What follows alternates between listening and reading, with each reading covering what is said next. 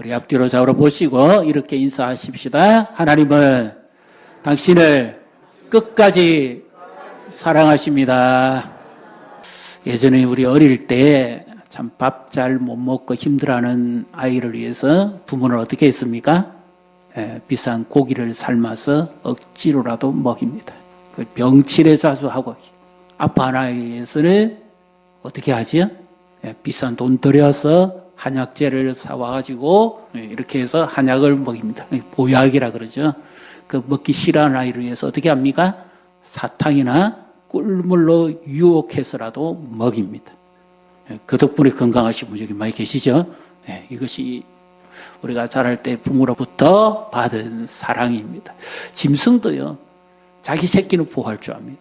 맹수가 나타나서 자기 새끼 물라 그러면 어미가 달려들어서 죽기 살기로 피 흘리면서 그 새끼를 보호합니다. 이것이 사람에게나 짐승에 있는 사랑입니다. 그런데 오늘 하나님의 말씀에 보면요, 하나님은 그 아들 예수님에게 이 잔을 허락하셨다 그러죠. 이 잔은 고난의 잔, 십자가의 잔, 죽음의 잔, 저주의 잔입니다. 아니 어떻게 하나님이 이렇게 하실 수가 있습니까? 사람도 자기 새끼 귀한 줄은 압니다. 그런데 가장 좋은 거 주시기를 원하신다는 하나님이 어떻게 사람도 하지 않는 일을 하십니까? 하나님의 아들이 여럿이 있어서 그 중에 하나를 희생시킨 것이 아니고 유일한 아들입니다. 하나님의 신성이 있는 유일한 그 아들을 사람을 위해서 내어주셨다.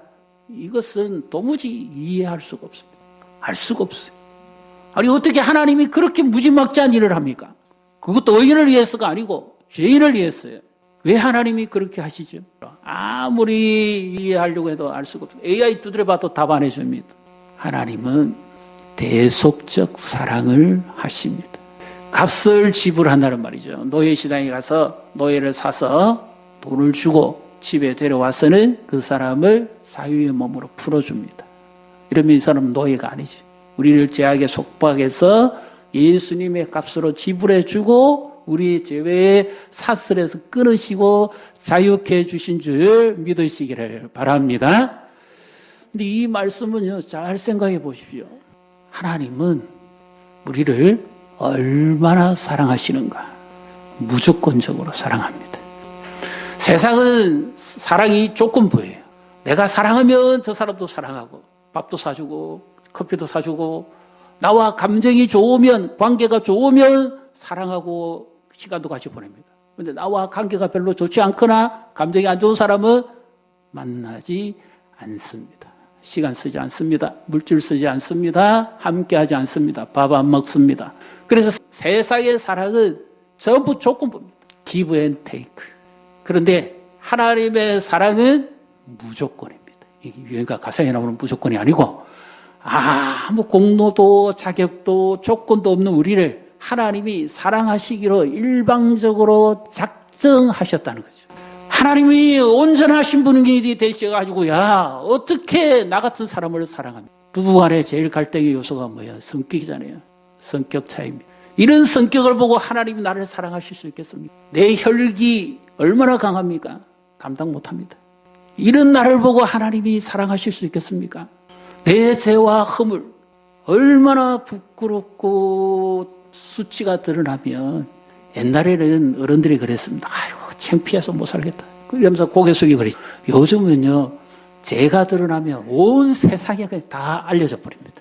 이것이 죄보다 더 무서운 수치입니다. 부끄러움이. 요즘은 인터넷 문화이기 때문에요. 나쁜 일도 안 좋은 소식도 잘못한 사람의 이름도 온 세계에 동시에 다 전파돼버립니다. 죄보다도 더 부끄럽고 더 민낯을 드러내는 게 수치입니다. 이런 나를 보고 하나님이 어떻게 사랑할 수 있어요? 그러니까 하나님이 조건부 선택을 했다면 이 세상에 한 사람도 선택받을 사람 없습니다. 그래서 하나님이 나를 사랑하시는데요. 내 모습 이대로 사랑을 하시죠. 그런데 나를 보고서는 하나님이 사랑하실 수 없습니다. 하나님이 사랑하시는 렌즈가 있습니다. 어떤 렌즈일까요? 예수 그리스도. 하나님 나를 그냥 보면 내가 부끄러워서 어떻게 살겠어요? 그래서 하나님은 항상 그의 아들 예수 그리스도라는 렌즈를 보고 그 안에서 우리를 보십니다.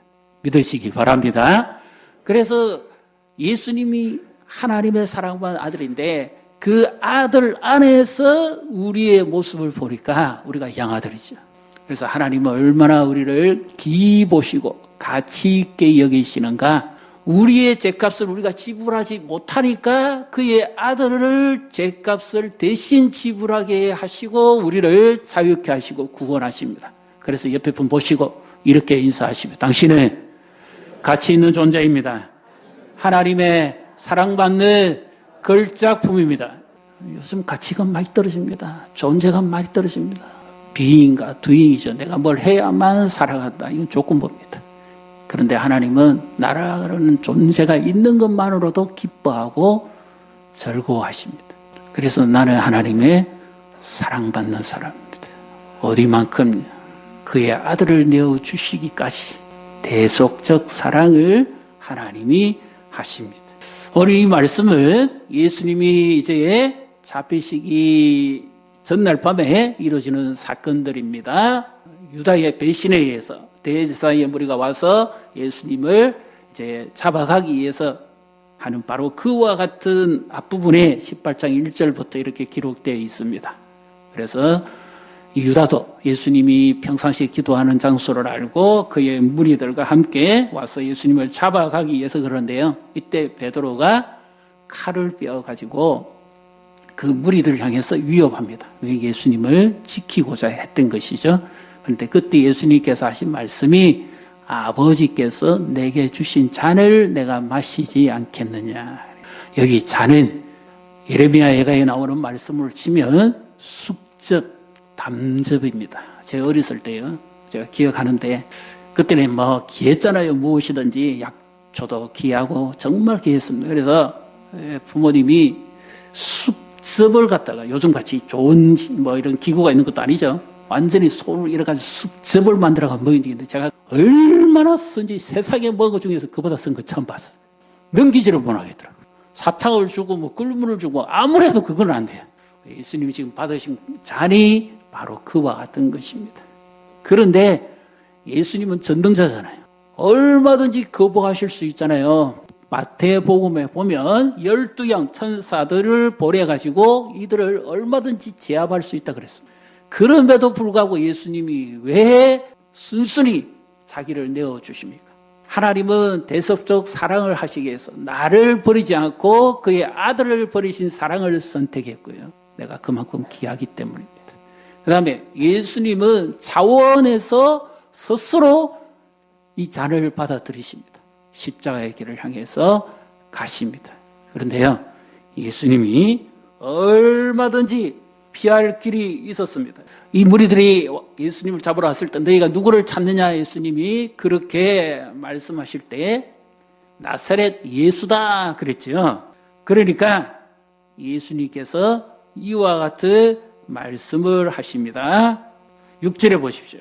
내가 그니라. 그러니까 그 첫 번째 음성을 듣고는 이 잡으러 온 사람들이 전부 다 땅에 엎드려졌다는 말은 뒤로 물러갔다는 말이 아닙니다. 기절했다는 말입니다.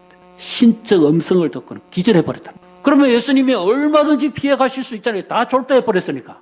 그런데도 예수님이 도망가시지 않습니다. 더 당당하십니다. 그 다음 두 번째, 또 이들이 일어나서 누구를 찾느냐 하니까 나사렛 예수다. 그러니까 예수님이 하시는 말씀이 이제 8절 9절에 나오죠. 나를 잡아가고 이들을 용납해. 왜 이렇게 말씀합니까? 스스로 자신을 내어주셨다 그 말이죠. 그렇게 하신 이유는 9절에 나오는 제자 중에 하나도 잃어버리지 않기 위함이었다. 이것이 스가랴서에 나오는 말씀입니다. 목자를 치니 양떼들이 다 흩어지더라. 이것은 제자들이 부인할 것도 알았고 가룟 유다가 배신할 것도 알았고 모든 것을 아셨음에도 예수님은 자원해서 십자가의 길을 선택하십니다. 이때 베드로가 칼을 들고 위협했지만 이건 세상의 방식이에요. 그래서 예수님 스스로 자원해서 내어주시는데 그 비밀이 여기에 있습니다. 요한복음 13장 1절 우리 같이 읽습니다. 6월절 전에 예수께서 자기가 세상을 떠나 아버지께로 돌아가실 때가 이른 줄을 아시고 세상에 있는 자기 사람들을 사랑하시되 끝까지 사랑하시니라. 아멘. 자원해서 그 십자가의 길을 가신 이유는 하나님이 약속하신 말씀을 이루시기 위함이고, 또 하나는 예수님이 우리를 사랑하시는데 끝까지 사랑하시기 위함. 여기 끝이라는 것은 시간적으로 목숨이 붙어 있을 때까지, 그리고 본질적으로 100% 세상에 줄 수 없는 사랑입니다. 세상에 완전한 사랑이 있습니까?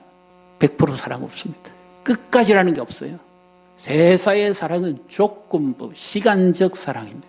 어느 정도까지만이지 영원히 사랑 없어요. 요즘 왜 이렇게 문제가 많습니까? 내부 고발자 때문입니다.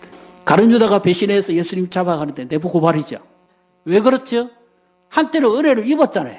가룟 유다도 예수님 안에서 얼마나 은혜를 많이 입었어요. 사랑도 받고 그랬는데 자기 욕망이 채워지지 않을까 예수님을 팔아버립니다. 이것이 세상입니다. 그런데 예수님은요, 내부 고발한, 배신한, 자기를 팔아넘긴 가룟 유다도 사랑하시고, 자기를 부인하고 도망가는 제자들도 사랑하시고, 모든 사람을 있는 모습 그대로 사랑하십니다. 끝까지. 한 번 사랑했으면 끝까지. 오늘 여기 나오는 말씀도 있죠. 9절에 내게 주신 자 중에서 한 사람도 잃지 않도록 위한.